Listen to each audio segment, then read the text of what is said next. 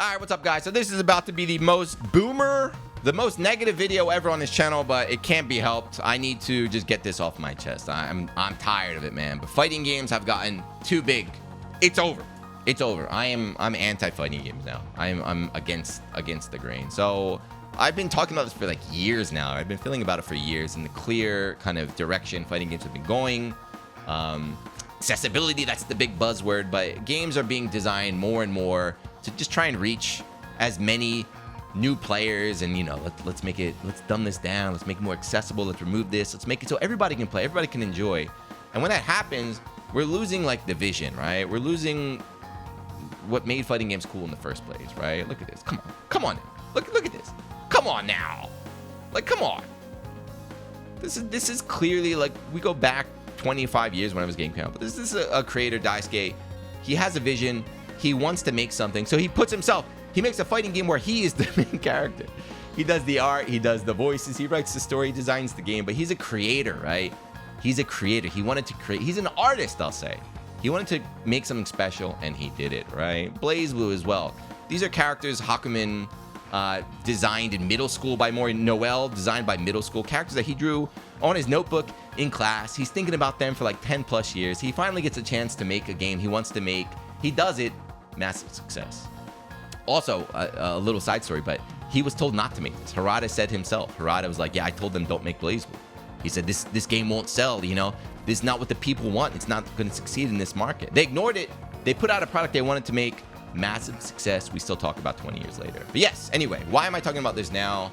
Well, of course, the big news, 2xKO is dead yesterday. Not a big surprise to me and a lot of other people, right? Game development for 10 years. It felt to me from the start, it was a game created in a lab. This was a game designed in a lab with testing groups. Like, all right, should we do A or B? What would do better, right? There was never any clear direction, and you could tell by the way it changed like a million times over the years. But with 2xKO dying, all the discourse now on Twitter is, why did it die? Why did it fail? Which it turned into, okay, 2xKO failed. How about the next game? Like, how can we make the next game succeed? And what does succeed mean now in the FGC? It means to get as many players, as many people playing your game, as many copies sold as possible. That's not it. You should not care about that. If you are a real fighting game fan, a real fighting game player, you should not care about that. You should care if a game is good or fun. So the biggest discourse is led by, of course, the king of the fighting game community, Maximilian Dude right here. And his direct quote, fighting games should not be made for the FGC. Now, I thought that was crazy. I was like, why would you say that? Are you literally just admitting they should be like shilling out and just getting as many, like, let's make games for as many people as possible. Like, don't have to be good. Just make what's going to get people to play your game. So I thought it was crazy. Well, I'm the outsider. That's why I said I'm the old man, because everybody agrees with him. Everybody's on Team Max right now. They're like, yeah, you know what? Screw the FGC. Like, they shouldn't make fighting games for people that like fighting games. They should make fighting games for people that like this, that like Valorant. Like, they want to make they're talking about making like let's do a Valorant fighting game. That would do well. Oh no, how about a Dota fighting game? They should try doing a Dota fighting game. That'll sell copies. Like, why? Nobody wants that. Nobody wants that. We saw it with League, right? You can't just be like, all right, let's take something that's popular, make a fighting game about it. That'll get people to play. No, the devs got to make something good, something that they want. And I don't think we'll ever see that again. That's what I'm saying. I think we've gotten too big. The creators, the actual creators, the actual artists, the actual people with vision in the development space for fighting games, they've lost control now. There's too many big companies. There's too much money involved. They don't have the freedom they used to make. Like, obviously, Daisuke couldn't come to 2026 and make this game. Obviously, he can't be like, you know what? Releasing Guilty Gear. It's just the environment has changed. You can't make that kind of stuff anymore. But like, if you're a newer player, or if you're a content creator that cares about getting as many views and people watching your videos as possible, then yeah, okay, maybe you want to who cares if the game sucks? Who cares if we lower the ceiling and we just make everything work and it's super bare bones and basic and people are gonna be tired of it in like 2 months, as long as you get that initial like hype rush and also copies sold, right?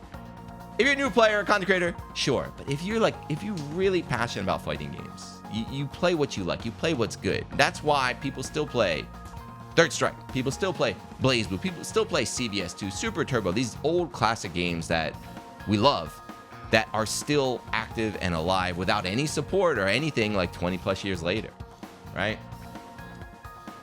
I saw this tweet too. This is another one here. So Chris T, another one. This was the one that really like set me off, where I was like, you know what? I see where I am now. I am definitely the outsider now. But Chris T, OG, from 09 era. It's OG now. God damn, it's almost 20 years. But that last line, he says, I never want to celebrate seeing another game fail. Okay, that's fair. I agree. Celebrating failures is never a good thing. But we need more games, more investment, more opportunities, and more people believing in this genre. I used to feel this way. I think I felt this way like 10 years ago, 15 years. I don't even know. But, you know, I had that idea too, right? Of like, we need to get bigger. We need to get bigger. We need to grow the scene. We need to get bigger. We got to get money in here.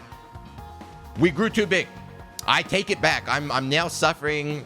Suffering from the fruits of my labor, man. So this last line, I told you it's going to be a boomer negative video. I want less games. I want less investment. I want less opportunities. And I want less people believing in this genre. I don't need any of that. I want good games. I want good games. And I want people that enjoy the good games, playing the good games together with other people that play the good games. That's how it used to be. That's how I got started. And that's how it's not like that anymore, right? So people are like, okay, Juno, how about if they never made, okay, you don't want more games? No more new games for 10 years. Yeah, I don't care. That literally, I do not care whatsoever. I might even be happy if you told me there's no new fighting games. It's like, okay, cool. I have all these games already I can play. There's all these great games I like from the past. There's games I enjoy now. I know Avatar came out. I like Mr. Tokon as well, but I can play whatever I want. I don't constantly need the new thing, the shiny new object, the new DLC character, the new big title that everyone's going to hype up for 2 months and then forget about. I don't need any of that, right? The other thing, too, is people always want to, like, use a Steam chart as, like, a gotcha. Like, oh, yeah, well, look at this.